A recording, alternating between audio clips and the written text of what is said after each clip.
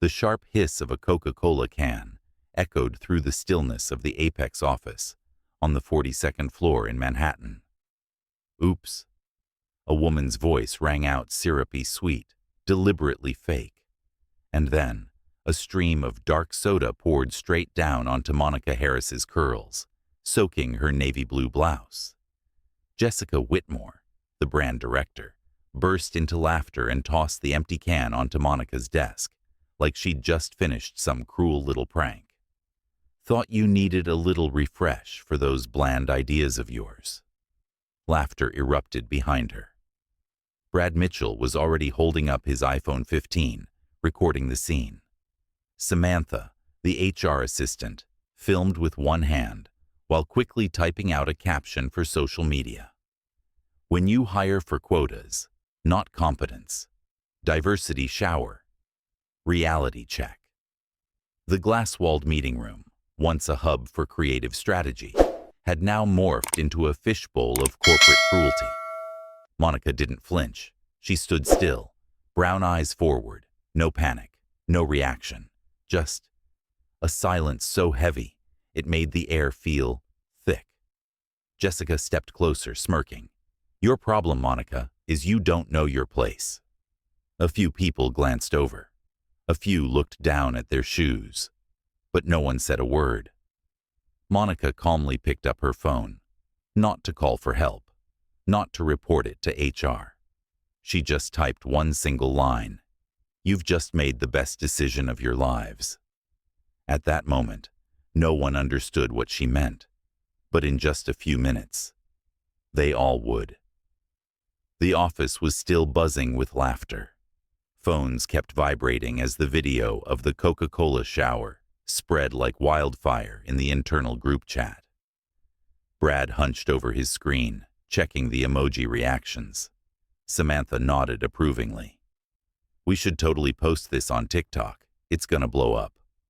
Monica was still standing there, hair soaked, blouse sticking to her neck, her financial analysis sheet completely drenched in soda, and then, ding.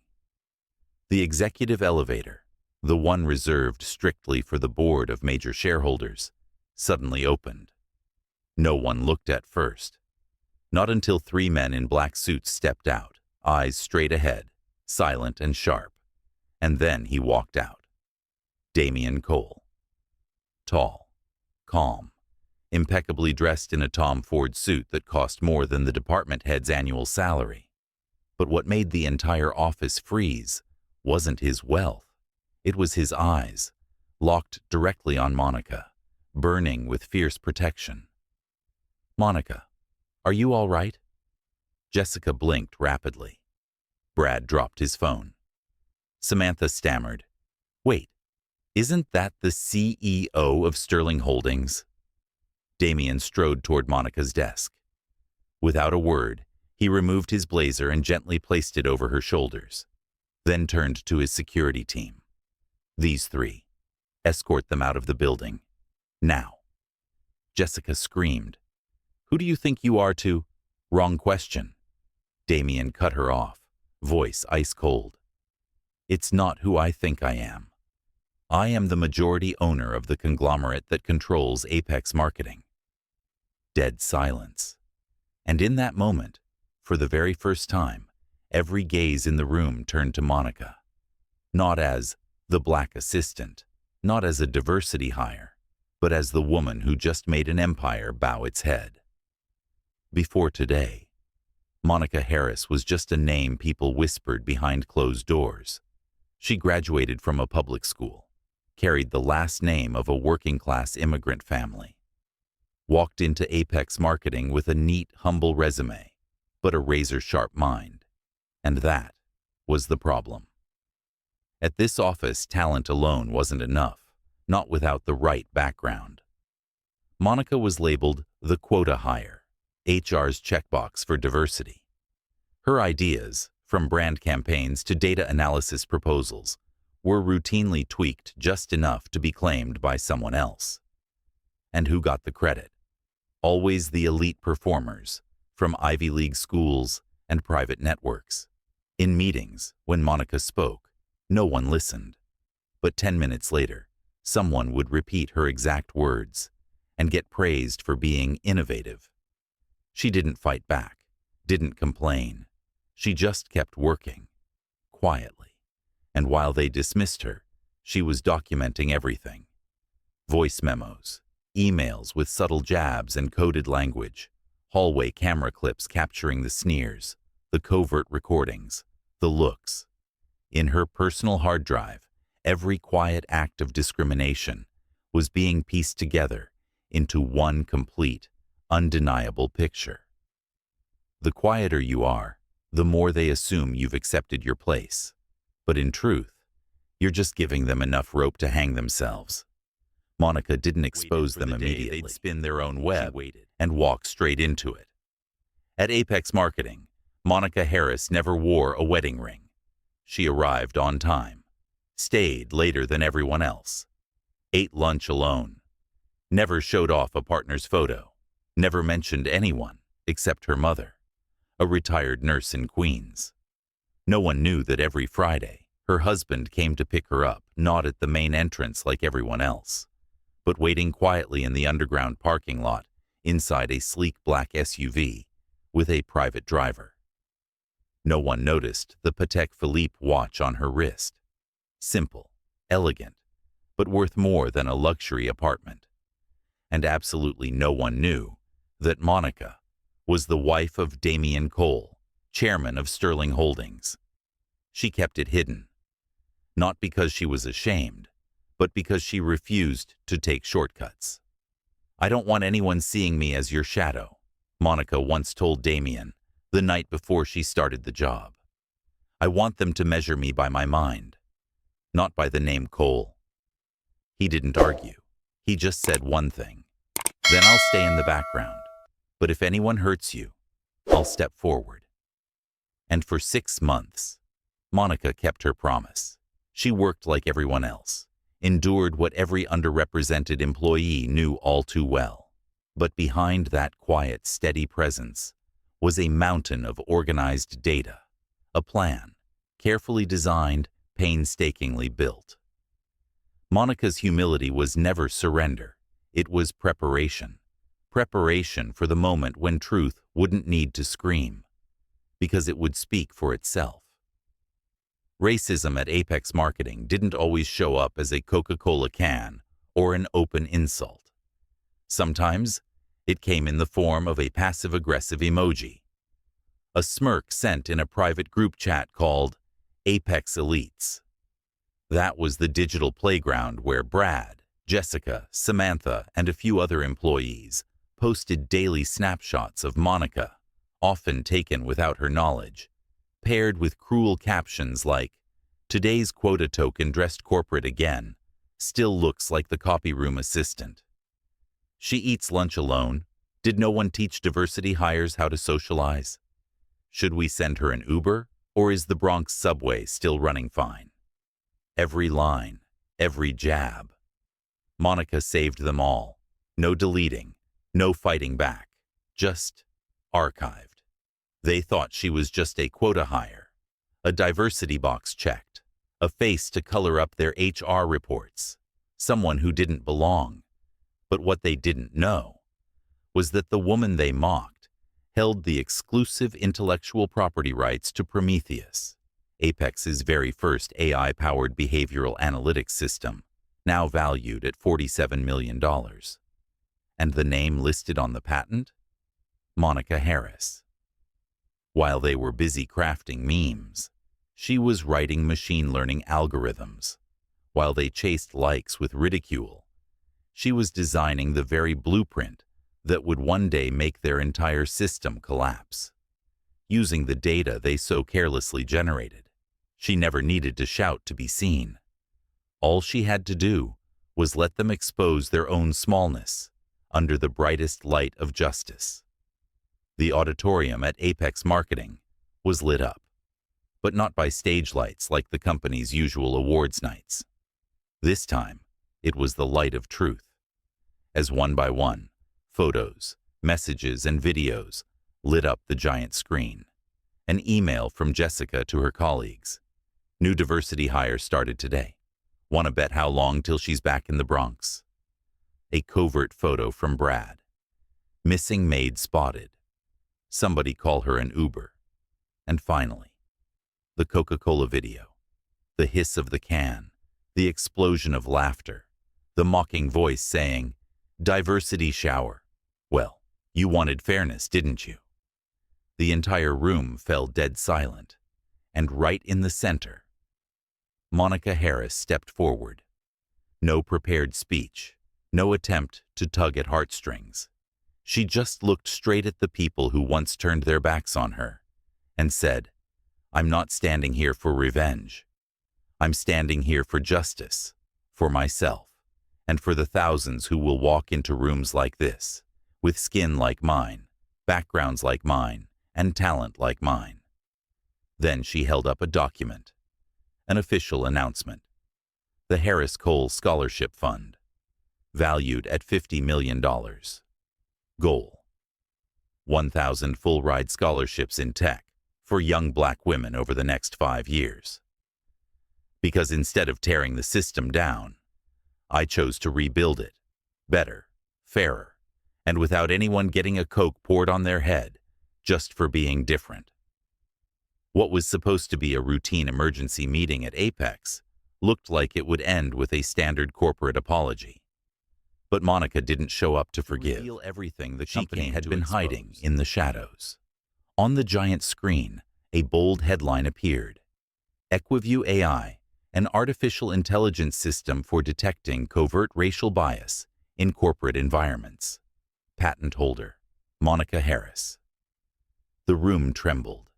Monica stepped slowly onto the stage, her gaze fixed directly on the board of directors and executive team. "I've been collecting data, not just on the people who harassed me, but on this company itself." For 6 months, charts began to appear behind her. The number of emails containing racially coded language, disparities in promotion rates between white employees and employees of color, reports that had been quietly edited to cover up internal misconduct. This isn't the fault of 3 people. This is a culture, one that's been fed by silence. She raised her hand, and the next slide appeared. Screenshots from the internal Apex Elite group chat, where she had been mocked every day. Next came the names of managers who silently approved, who saw it all and said nothing. Then came the final line. One sentence that made the entire room hold its breath. "I've partnered with 4 major universities. Your behavior will now be studied in their curriculum on structural racism as a case study of ethical collapse in modern corporate America." That day, no one at Apex could have guessed that a single can of Coca-Cola would mark the beginning of the greatest collapse in modern advertising history. Within just 3 weeks, Apex Marketing lost 92% of its major contracts. Partners pulled out en masse, refusing to pass the new ethics compliance checks introduced by Sterling Holdings. The media dubbed it the Monica Effect.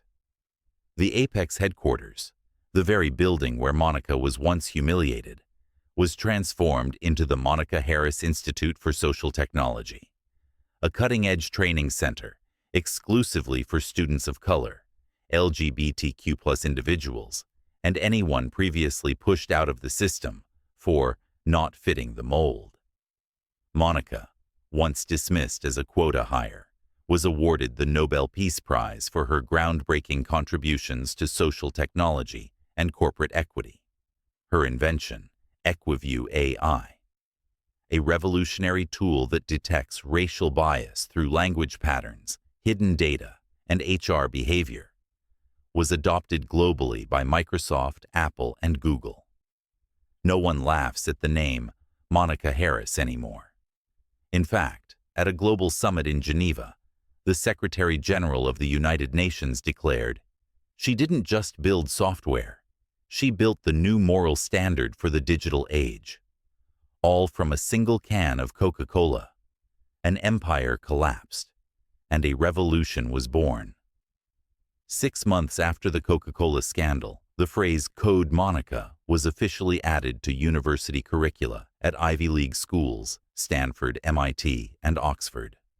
No longer just a name on the HR roster, Monica Harris had become a global case study, a symbol of how personal pain can be transformed into a blueprint for social reform.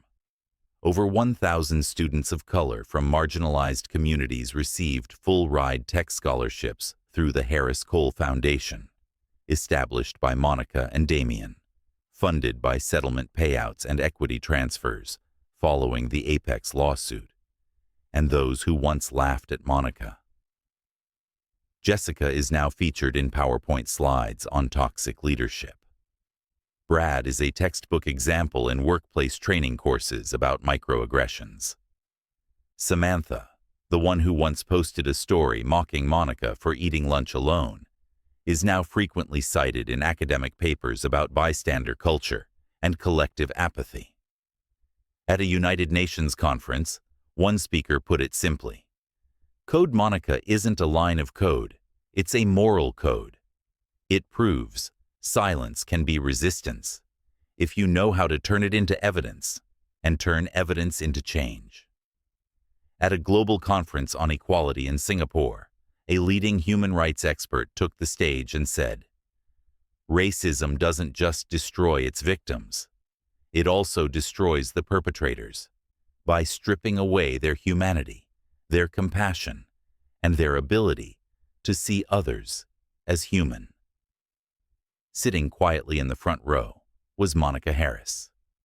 She didn't speak, in her eyes was enough to bring the entire hall to silence. On stage, the speaker continued, "Resistance isn't always a scream.